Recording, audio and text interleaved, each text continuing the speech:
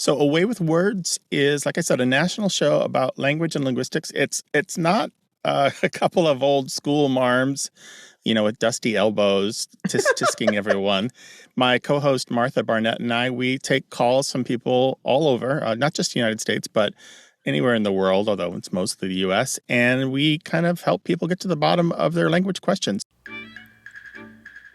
Welcome to Story Power, a bi-monthly podcast where my guests and I geek out about the stories we're passionate about in all different genres, styles, and formats. My name is Lucinda Sage-Midgorden, and I started this podcast in the summer of 2020 at the beginning of the COVID-19 pandemic. As I watched the reaction of my friends, family, and social media circle, I noticed that many people turned to stories for comfort and help in making sense of the craziness going on around them. My goal was to do the same for my listeners, but as I chatted with my guests throughout the first year, I discovered that their personal stories were the most fascinating thing about each episode. Neil Gaiman says, "Fairy tales are more than true not because they tell us that dragons exist, but because they tell us that dragons can be beaten." I now know that sharing our experiences with others helps us defeat our own dragons. It is our stories that connect us to one another. Let's see what wisdom today's guest has to share with us. Today is episode 77, and I'm talking to Grant Barrett, who is a radio. Are you the host, Grant, of the I am show? a co-host of a national radio show about language and linguistics. Yes, and I wanted to have you as my guest because, since I love movies and stories, you can't really have movies and stories very well without the language part of the story. I know there were silent films, but they also had, they had the, what do you call them? Captions. Yeah, the title cards. Title cards. Even those always had a little bit of character that was particular to the film. Yes, right. So what is your radio show? Tell us about that. So Away with Words is, like I said, a national show about language and linguistics. It's not a couple of old school marms, with dusty elbows, tisking everyone.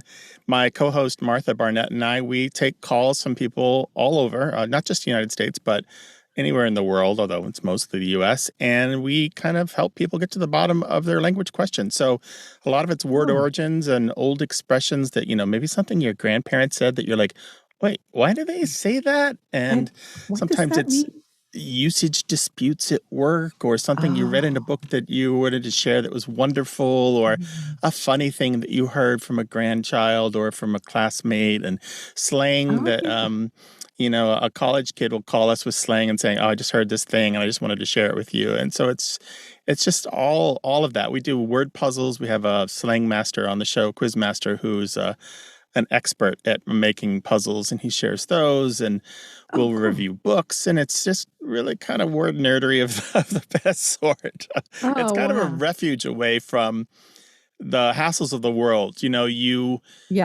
world is a hard place, and we give you information and educate you, and so you don't feel like you're wasting your time. But on the other hand, you can just ignore the churn of politics and the punch in the gut that the news seems to bring. Yes, especially the last few years. Yeah, so I was looking at your Podmatch profile, and I said, I wonder if they ever talk about Shakespeare and all of the words he invented and the phrases that we use now that are part of Shakespeare. Do you ever talk about that? We do, actually. And Shakespeare is such a wonderful way to start this conversation, because Shakespeare, he gets a lot of credit for coining these words, but really, as far as we know, some of them he probably coined, but really we give him credit as a popularizer because he's so influential, because his plays are so widely read and widely performed, and they've lasted so long. And so it's hard to say that he coined these expressions or said them first or wrote them first, but certainly as a popularizer, he's definitely the one. And he's such a a time capsule of his period. Even the body jest, the little sexual innuendos that he's got there. There's such there's so much the time and the place. It's a kind of humor that we don't quite have. Right. He digs his elbow into the guy next to him in such a way that we don't quite do anymore. Yes, right. I was talking with one of my guests about that, and actually my teaching partner is a theater professional, and he's an expert on Shakespeare. And wonderful. And we were talking about that too, that there are so many sexual references and innuendo things. And if people knew that, probably they would go see Shakespeare more often.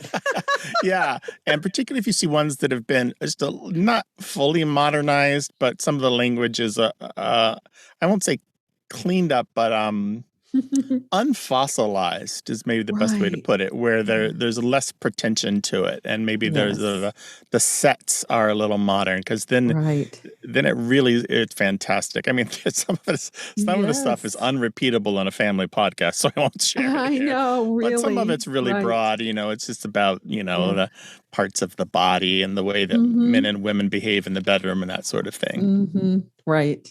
Well, Dave has done 3 adaptations since I've known him. He helped me with an adaptation of Measure for Measure, which is the Me Too play of Shakespeare. And then he did an adaptation of Twelfth Night, which is so popular that somebody I don't know how they came to Arizona, but they did, from Philadelphia, had a production of it at a professional theater company there. And then he's going in December up to Alaska to his friend's professional theater company, to do it a 3rd time. But in the spring, he was just finishing up his master's degree, and he did a very fun adaptation of A Midsummer Night's Dream that was in San Francisco, and the fairies are smoking pot, and they had all the 60s. It was during this the summer of time. Yeah, the summer of love, right? And he had music, but the way he does it, there's so much action. Like Hermia and Helena have this almost knockdown. Well, they try to have a knockdown, drag out fight, and the guys keep grabbing Hermia and keeping her away from Helena. And so, but it's just so fun that you forget you're listening to Shakespeare. That's how it should be, right? That's a theater should be an immersive experience. It shouldn't be a drudge. And that's what Martha and I think about our show. Learning about language shouldn't make you feel like, all right, I'm doing this for my own good. It should be, oh my God, this is wonderful. You should feel excited. Shakespeare shouldn't feel like you're being whipped about the head and neck with a book. I know. Well, and, so many people say, kids today, they have all this slang, and why can't they talk normal? And I have been a teacher for a really long time, and trying to keep up with the slang, it sometimes is a challenge, but it's also fun. I mean, that means we have a living language. Right. And that's what Shakespeare was. He was slangy for his time. A lot of his stuff seems classic now, but at the time it was innovative and new and novel, and I'm quite sure that some of his audience was scratching its head going, can you explain it? To nudging the guy next to him going, what did that mean? Because it was clever for the time. It was not everyday speech for sure. Yeah. So do we have somebody now I'm sorry, you were going to say something. No, go ahead. Do we have people now who are kind of the equivalent of Shakespeare, who coin phrases and, I'm thinking of Will Smith. Ziggy. Maybe. My eye is on the drag world and RuPaul and all of his people. Oh, right. Yeah. If you watch RuPaul and all of his shows that he's done over the decades, and all the spinoffs and the different kinds of features and featurettes about some of the stars of those shows, what they've done is not only elevate some of the language from the drag world, and elevate some of the language from the gay world, and elevate some of the language from the black world. They've invented new language. And so they've So they've popularized stuff that was kind of not really well known from these different disciplines and domains, and then made a whole new language.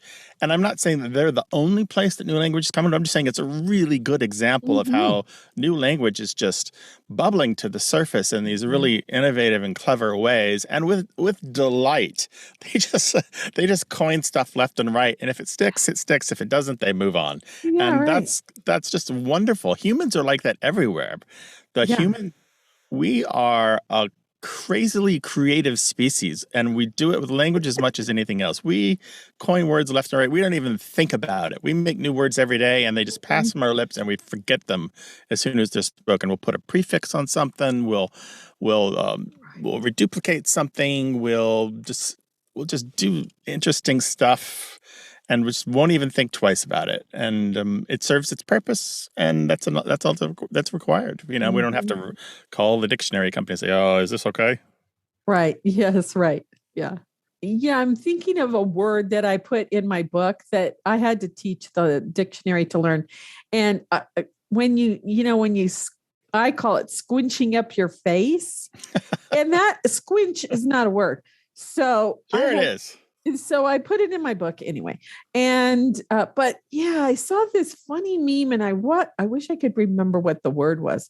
And it was about, people complaining about, well, you just made up that word. And she goes, the meme said, the dictionary is full of words that we made up. Yeah, they're all made up. I know what people mean when they say that is, you made that up right now, Right. and you're trying to claim some kind of glory from it, or some kind of, you think that makes you awesome, that you made up that word. And really, there is a whole attitude that some people think that making up a word makes them special, and they want it in the dictionary as if there's just one, as a way to leave a legacy. And it doesn't really work like that. It really just doesn't. Yeah, squinch is absolutely 100% a word. Yeah. Well, it's my word. No, it's a real word. I'm looking at it here. It's in among other places. I'm seeing it in the Dictionary of Southern Appalachian English. Oh, now see, I've never lived there, so that's well, I know, but it gets around. Words get around. All right. It's in the Dictionary of American Regional English. Oh, cool. Yeah. Oh, that's great. I love it. Now, another thing that I saw on Podmatch was you were talking about the Spanish, English. I live 1 mile from the border of Mexico. I live 15 miles from it, but okay. Oh, you do? Where do you live? I'm in San Diego. So, yeah. So we have. Oh, yeah. We're similar in that we have these overlapping cultures. Mm-hmm. Yes, I taught in Douglas, Arizona, which is a border town with Agua Prieta.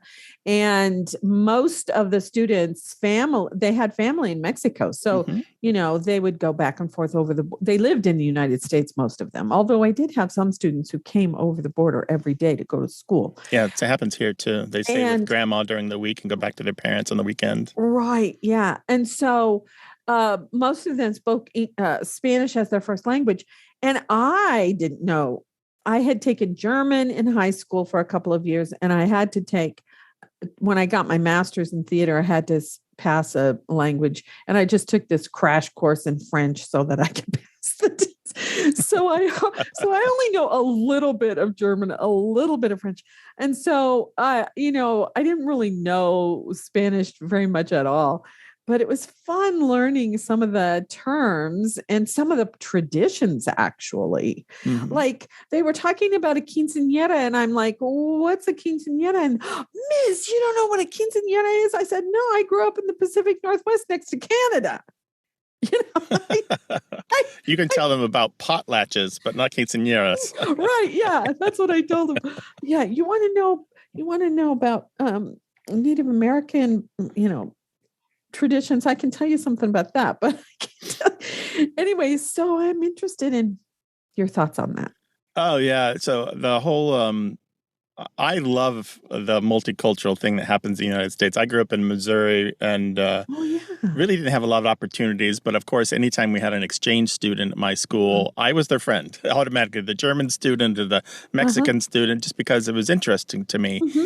And a lot of where I am in my life right now, both as a person in radio and as a linguist, has to do with listening to international radio as a kid, shortwave radio, which still comes from around the world. And so I was Yeah. exposed to other cultures and other language through that from a very early age. And so I still kind of have a lust for that. And so being next to the border for me is when I go to the Midwest and it's a monoculture, I feel alone. I kind of feel Yeah. like I don't fit in. It doesn't feel right to me. It feels like I belong in a place where everyone isn't like me. And so I love these places. And linguistically, it's been a while, but I used to do this thing where I would go to schools and they would do a little slang presentation on what slang is and why we have it and where it fits in to the different registers of language. And then I would hand out index cards to the students and say, look at me. I'm a middle-aged white dude and you're young kids and you're in school and there's words that and you use that you don't think I know. And surprise me, try not to be naughty, but tell me things that you're pretty sure I don't know. Educate me. I'm kind of dumb when it comes to this. And they obviously would take that bait because that's a hook they can't resist, Right. Tell the adult the thing he doesn't know. Yeah. And so I would get scads of cards. And so here in San Diego, for example, it's a real mishmash of Spanish language, some of it going back to the Chicano movements, gang slang and English slang. And some of this stuff is ancient English slang, like, crib for a house goes back to the 1600s, and pig meaning cop goes back at least to the 1800s.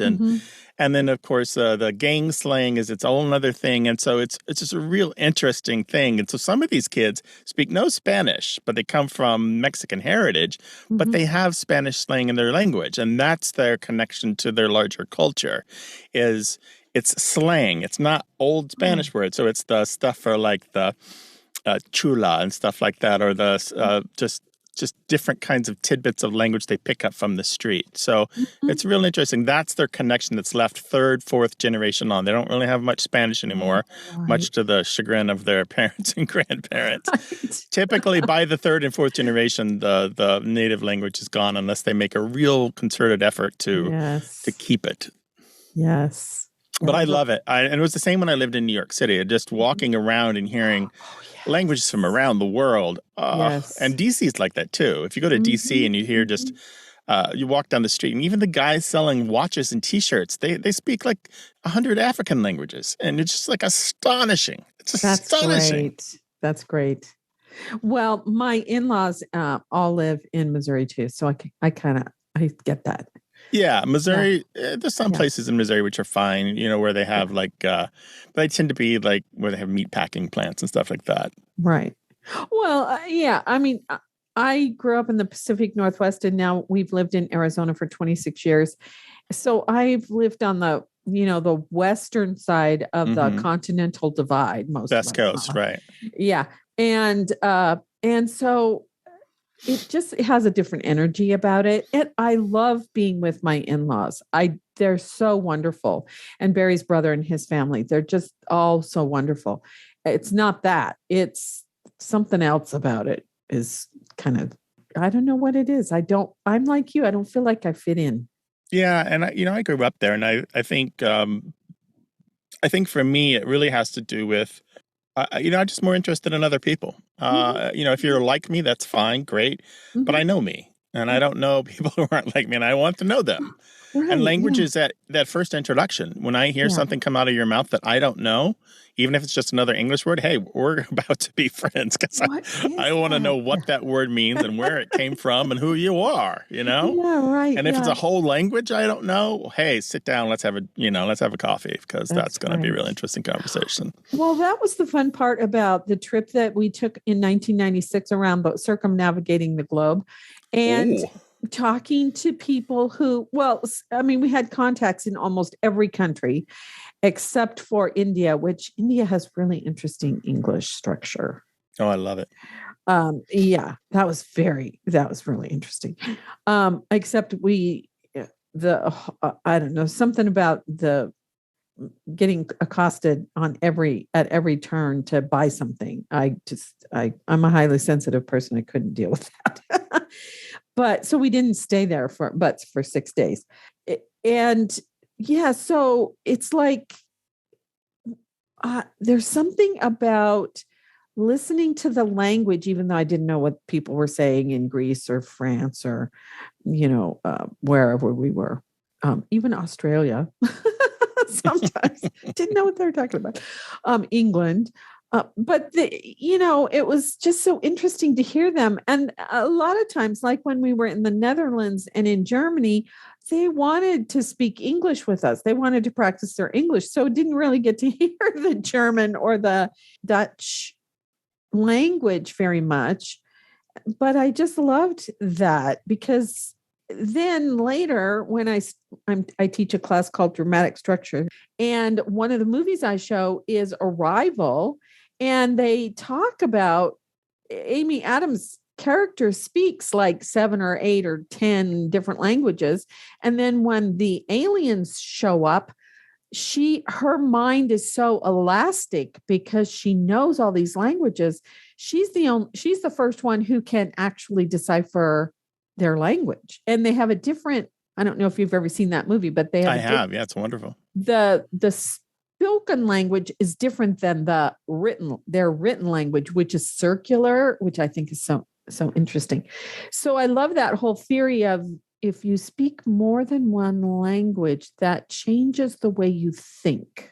Yeah, that's a complicated. You're getting into the Sapir-Whorf hypothesis there, that your language changes the way that you think, and generally it's agreed by linguists that there's a small truth to that rather than a large one, but it's always up for debate and reinvestigation. Mm-hmm. I think when it comes to knowing more languages, I always tell people are like, oh yeah, I speak a little bit of French, but it's not enough. I'm like, a few words is better than no words. Every little bit that you speak is better than none at all. So learn to say hello and please and thank you in 10 languages. And that's wonderful. So I encourage that. But as far as elasticity of the brain goes, languages are a wonderful way to keep the elasticity up. And it doesn't have, it's just like I was saying with Shakespeare and linguistics in general, it does not have to be a slog. If your language learning is boring, do something different. Listen to music in that language, or watch goofy kids shows, or watch a movie that you love that's been dubbed in that language. There's always another way in that can be a lot more fun and to give you that advantage. And it doesn't have to be fast like it was when you were a kid. Right. Yeah. Well, I'm sorry. Go ahead. No, go ahead. And that's what I was thinking, because I started doing using Duolingo to learn Spanish.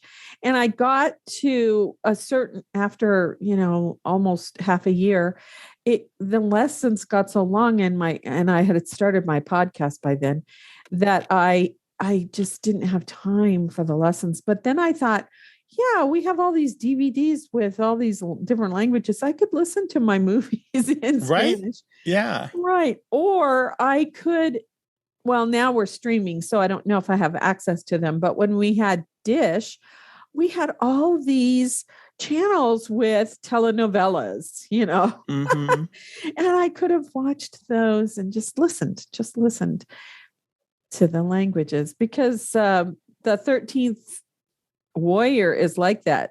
Antonio Banderas's character just listens to the Norsemen talking, and eventually they are shocked when he starts talking to them in their language. That's how it works. But he's just been listening for a long time, and eventually he can communicate on a certain level. So most of the major streaming services have foreign language content. Sometimes it's hard to get out, but it is in there. Yeah, I'll have to. But I know that Hulu and Netflix both have a substantial amount of French and Spanish language content.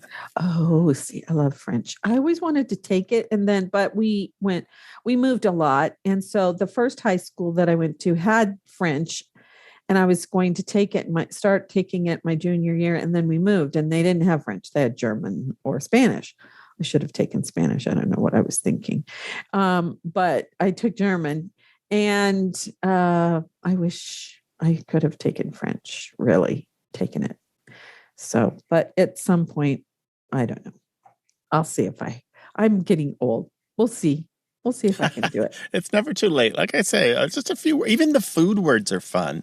To go Oh, to a restaurant yes. and know what that. When they say, it's this dish with X on top, and you know what X is. That's wonderful. You're like, oh, that's Yes. cheese, not a meat. That's a good Right. thing.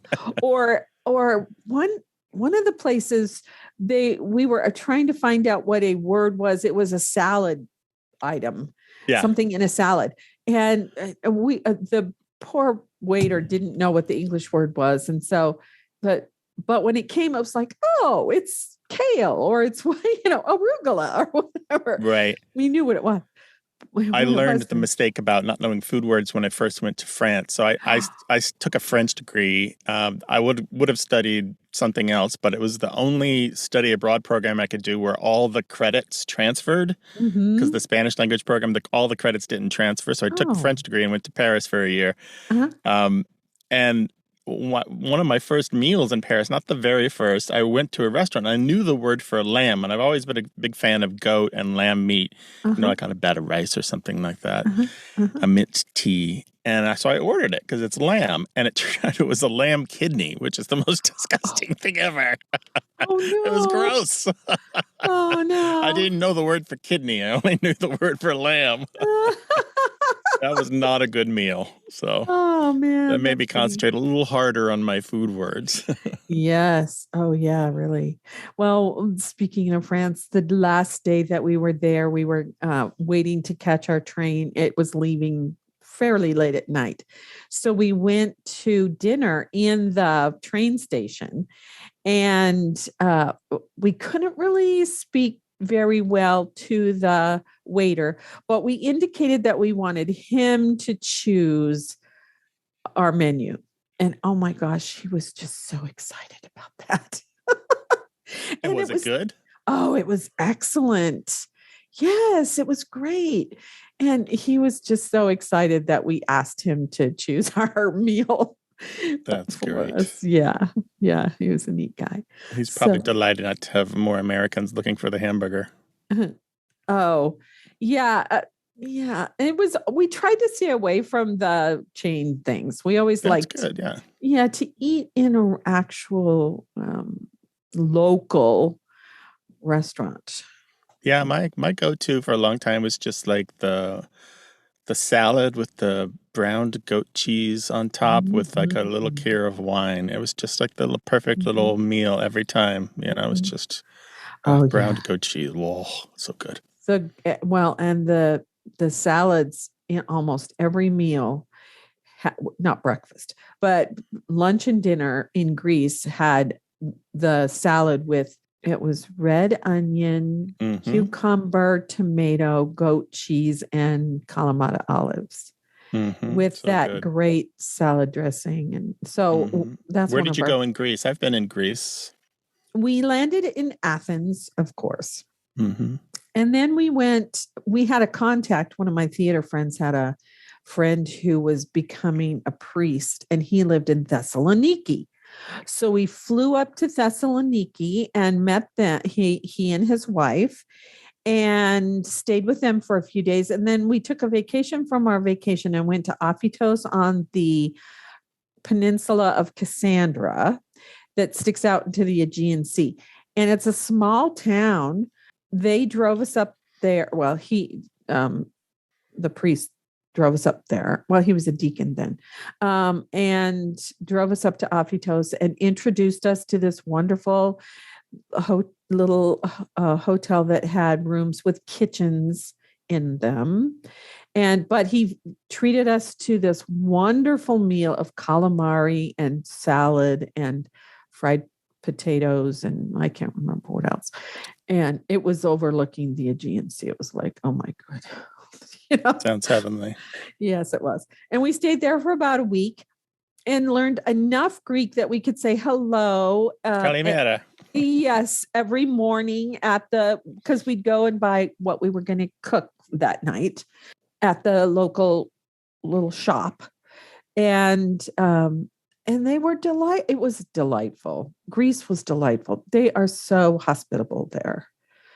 And I remember when we went on a little tour to Delphi, that we were sitting at a outdoor restaurant kind of a thing, and the waiter came out and said, "Okay," and it was like we sort of went, "What? What?" Someone's saying okay, and and then they keep talking in Greek. And You forget that that's an international word. That's really, it was very jarring at first, but yes, okay is an international word now, right? Yeah. So I was remembering another confusion that happened with language in France. It was the first time at the farmers market, and of course they have wonderful farmers markets there. It was June, and so the cherries were ripe, and there were mounds of cherries. And so, I'm trying to get accustomed to the metric system and ordering in French for like the very first time in metric. And so I asked for a demi-kilo of cherries. And I don't know if you know, but half a kilo of cherries is a lot of cherries. Oh, She gave me wow. a giant bag of cherries. It was so many cherries. It took me like a week to eat them. It was a lot of cherries. Oh my gosh, A that's funny. huge amount of cherries. I Oh, don't know how many yes. that is, but it was a lot of cherries. Yeah. Well, and the money in England. Oh my goodness. Yeah. And Pounds and shillings and all that. Were you back there? Yeah. And even in Greece, I made a huge mistake. We were buying a gift for our little niece, and oh man, I think we paid $50 for it or something. Oh no. Yeah. I do have to say that in Paris, I have never been shortchanged so much as my life is in Paris, where they just kind of like forget, air quotes, to give you your change and kind of turn away, hoping that you'll forget to ask for it. Right. Yeah. Yes, right. Oh, that's funny. But travel is wonderful, and it's that's all of a piece with the language thing for me, and it sounds like it's part of your important part of your life. Yes. Do you go to Mexico much, given that you're right there by the border? I was just going to say we don't. No. Oh, really? Well, part of it is our passports have expired, and we don't have the now they've got the passport cards, but we are going up to Oregon for my mother's 90th birthday for a family reunion. She doesn't know that we're all going to be there. Exciting. But so we're staying because my niece's birthday is a week later and she's turning 20. And when she turned 18, it was COVID, and her parents wanted to take her up to British Columbia. So now we're going to get our passports again so we can go to British Columbia when she celebrates. Yeah, I understand the delays on those passports are really long, so I would apply sooner rather than later. Yeah, I don't know. We have a passport thing in Tucson. Maybe we'll be able to get it. Okay. We took a trip to Mexico City a couple of years ago. It was wonderful. That was our first big trip to Mexico. We'd been to Baja a couple times, given that it's right across the border here. But Mexico City was, I love major world cities, but it was a real delight. It was just everything that it was supposed to be. Yeah, that would be fun. That would be fun. The food, of course.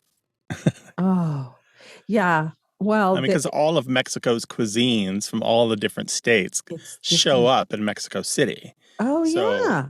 So they all come in there. And so you can sample the whole nation in this one city. It's delightful. Yeah. And that's one thing that I really loved about the travel was we think of India as all one, like everybody's the same. But no, it's not like that at all. And every country has these different regional foods, or like, oh my gosh, in the Netherlands, we were staying in The Hague, and we went into this licorice shop, and they had dozens and dozens of different kinds of licorice, salt licorice and all this stuff.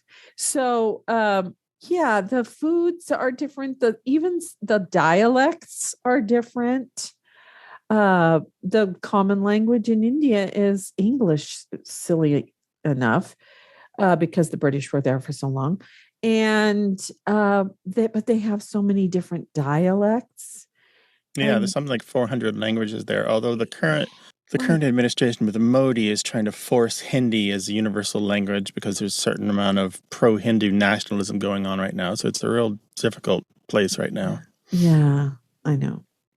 Well, and I was talking with one of my guests on Story Power he's a filmmaker from Iran. And I had never talked to anybody from Iran, And so we were talking about that, it's like the United States. There are different regions with different kinds of food, with different kinds of history.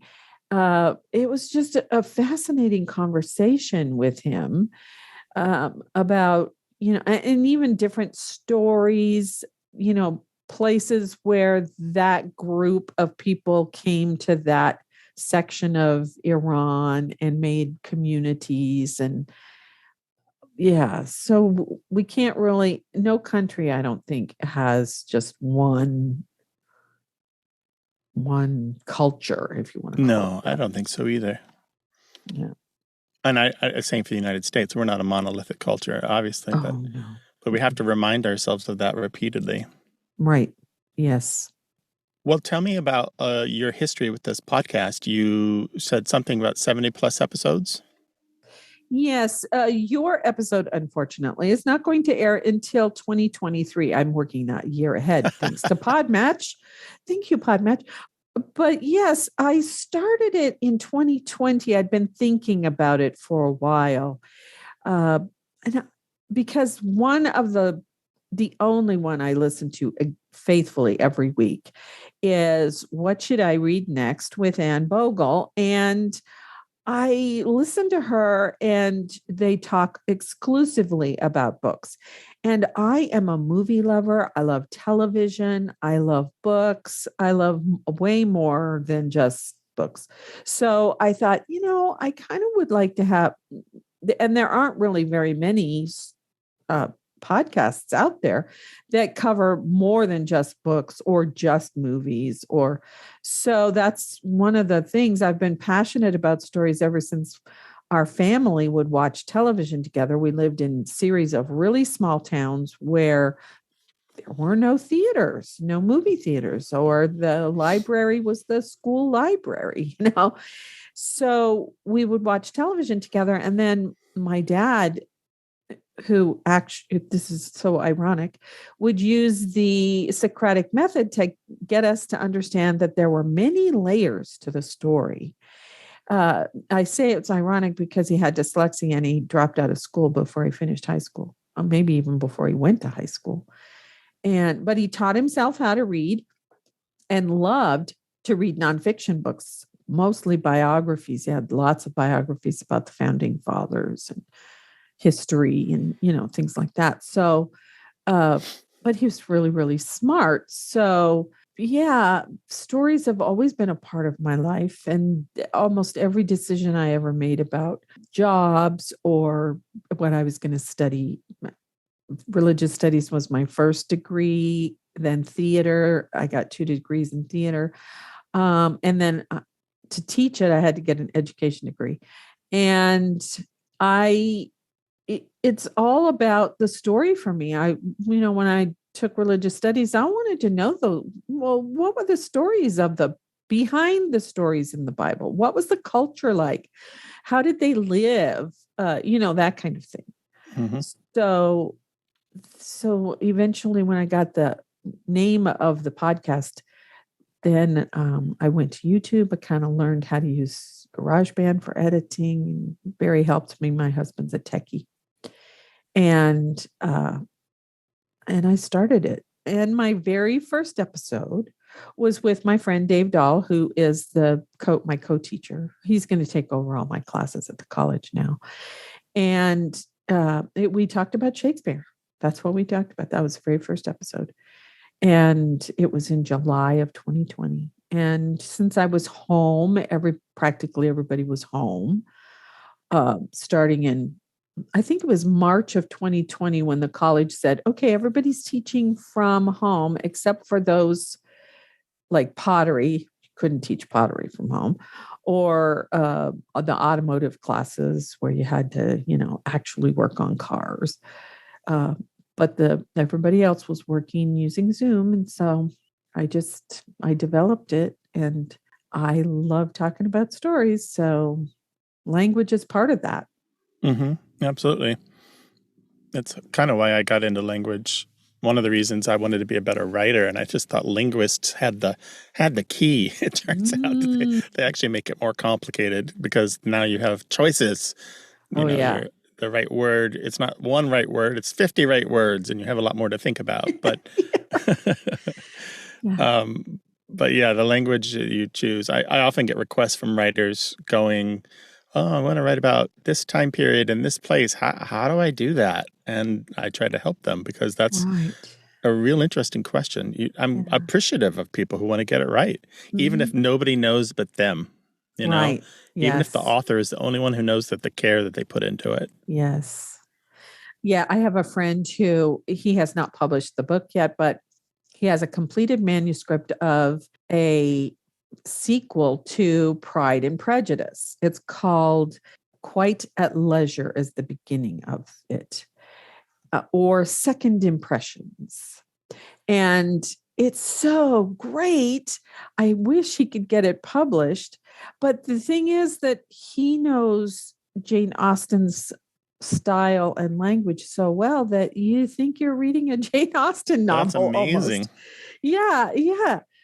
My sister's reading it now. She's reading his manuscript now, and she said, "Oh my gosh, he's so great! He's got it down. He's got Jane Austen down." So, yeah, that's fun to read those modern people who are writing sequels of.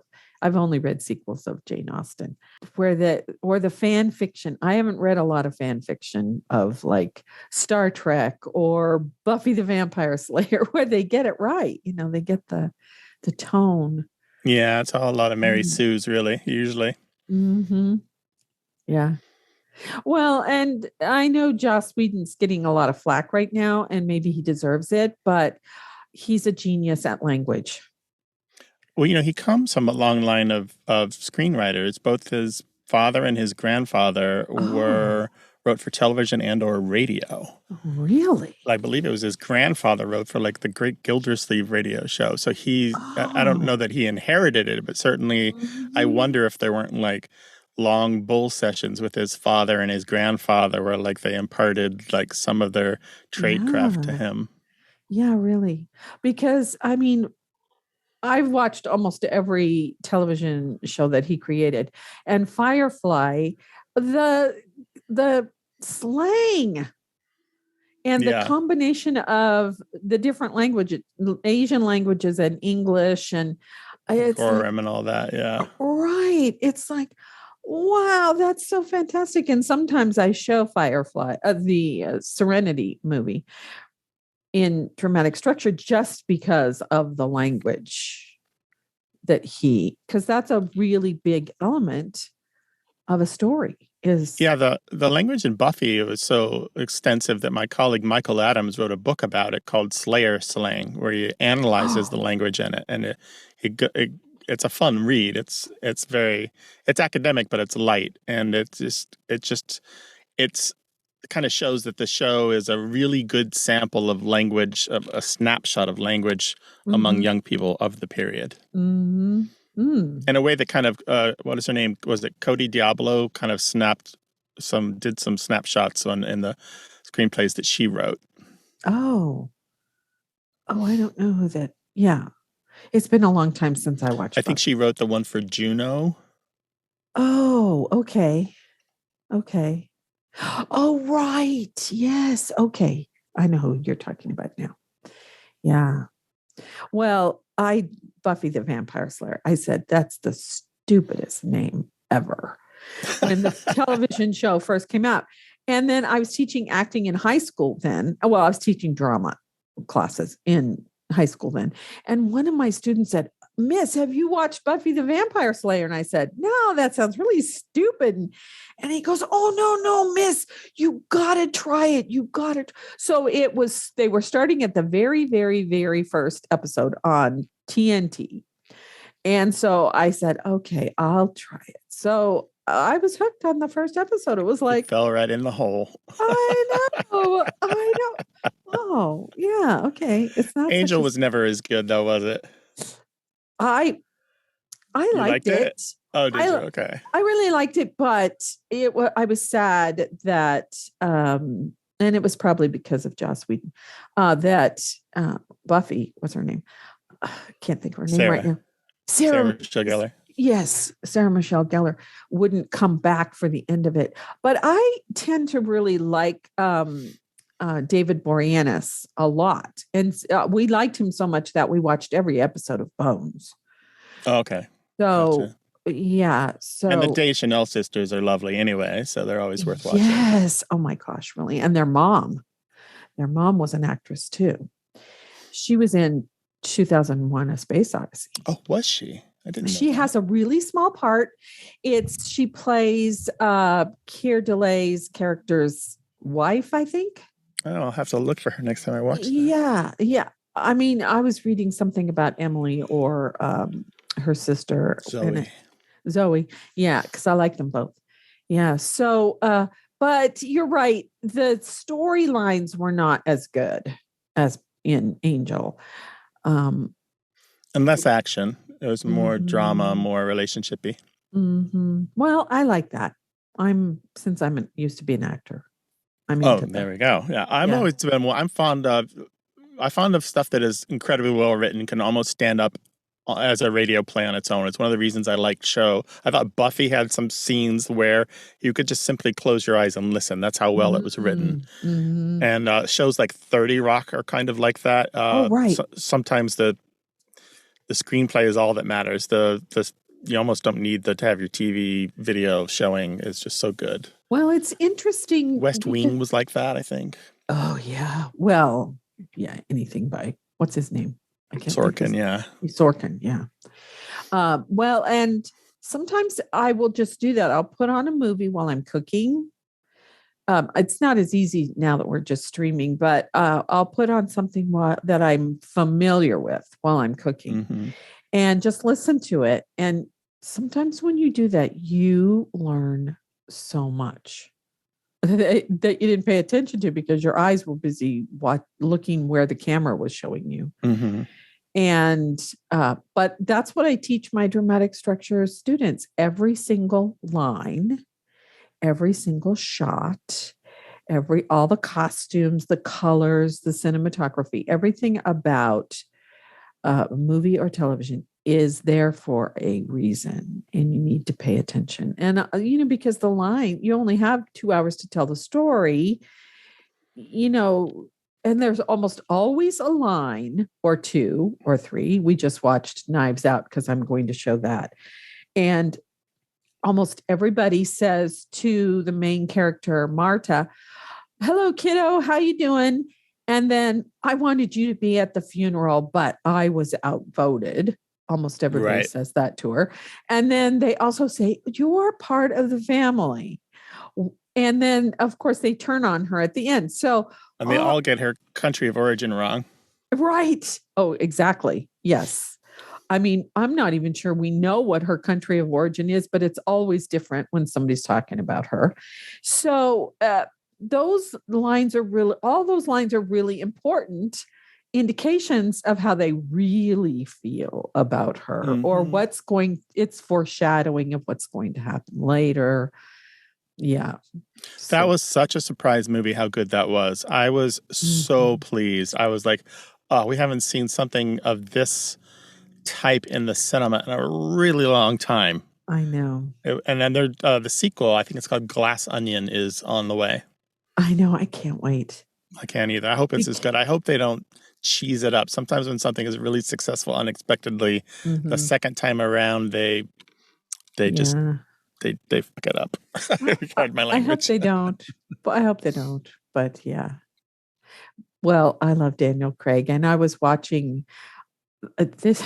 This is a weird connection, but in the 90s, there was Sean Bean was in this. It's based on historical series called Sharp. Oh yeah, sure. That's lots of people love that in the UK. All the Sharps films. I watched some of them.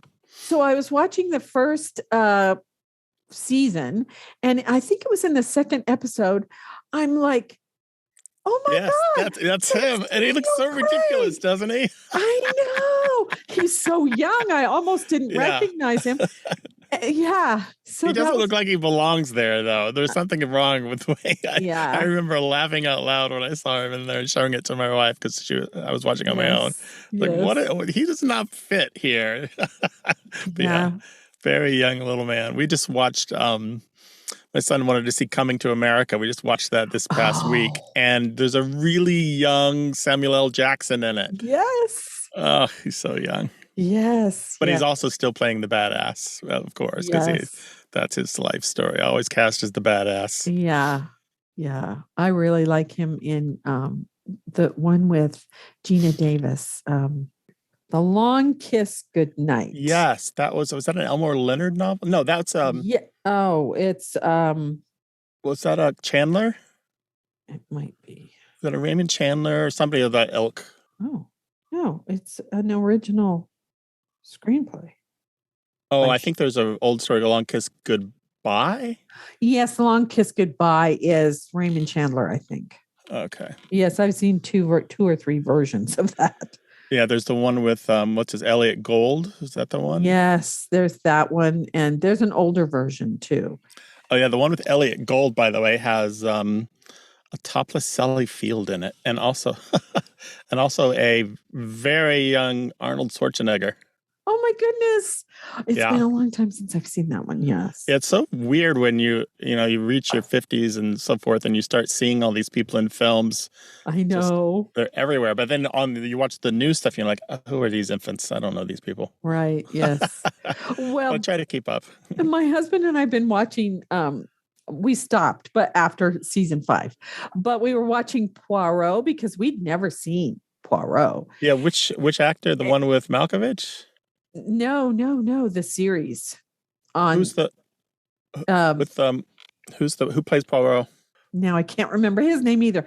That's what happens when you get old. Like the typical British one, guy. He's yeah, okay, British. I think I know the one you're talking about. Yeah. Because they redid a couple of the classics. Yes, and I have not liked very many of them, but No, I wish they'd stop redoing like David Suchet. David Suchet, that's right. Yeah. So we were watching those, and there are all these people that we've seen, like Jeremy Northam from he's in 2 or 3 or 4 that I really like movies. One with Sandra Bullock about The Net is the name of that one.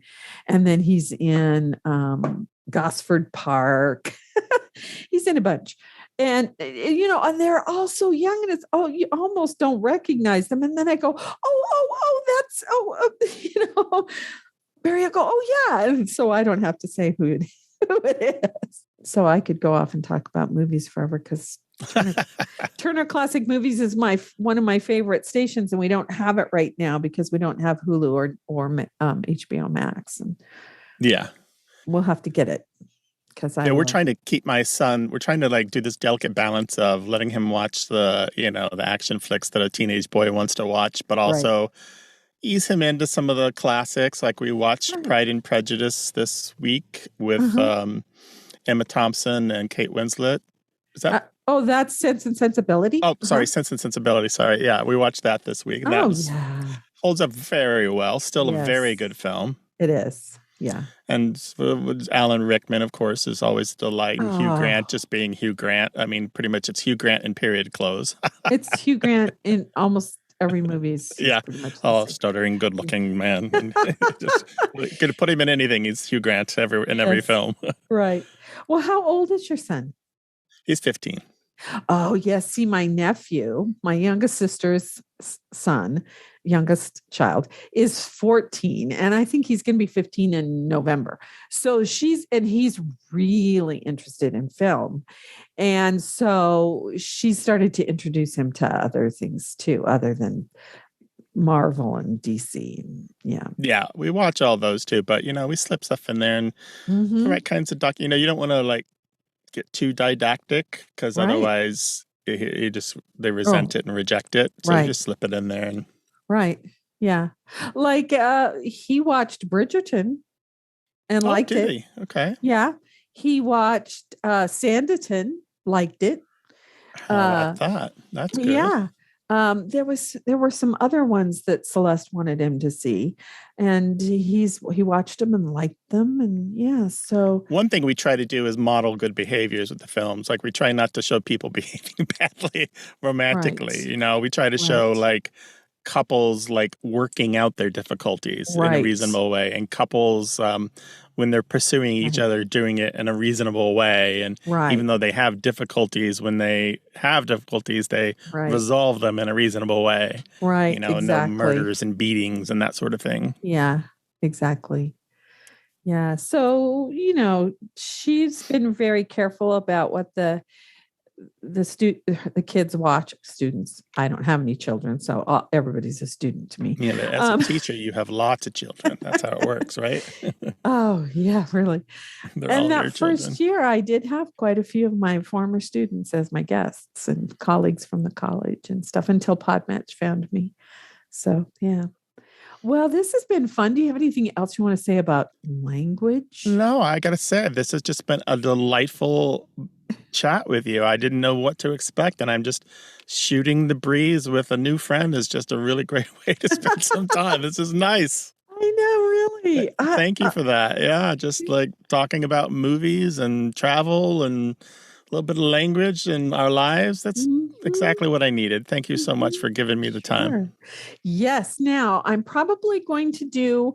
I'm my only staff member right now, and I do have a Patreon community. So, but I want to use some of this, especially about your radio show, on my Patreon community. So yeah, I'm going to go find the link for that and send people your way. Okay. Yeah. Well, tell me whenever you've got something that I can share to send people to, and I will do that and get people headed your way. I can't promise a huge amount of traffic, but I'll let people know, and you never know. Yeah, you know, I don't That's worry how about that's how the small becomes large by increments, right? Right. Yeah. Thank you so much for spending this time with me and letting me be a part of your podcast. Oh, I have had so much fun. Thank you. All right. Take care of yourself and be well, all right? You too. Bye-bye. Before I go, I'd like to give a big shout out to Podmatch, which I call a dating service for podcasters. Since I joined their platform, I have met so many wonderful people from all over the world, and they make the matches so easy that if you are a podcaster or you have a message that you want to share, you might want to consider checking them out. The affiliate link is at the bottom of my show notes on my website at Sage-Woman Chronicles at sagewoman.life.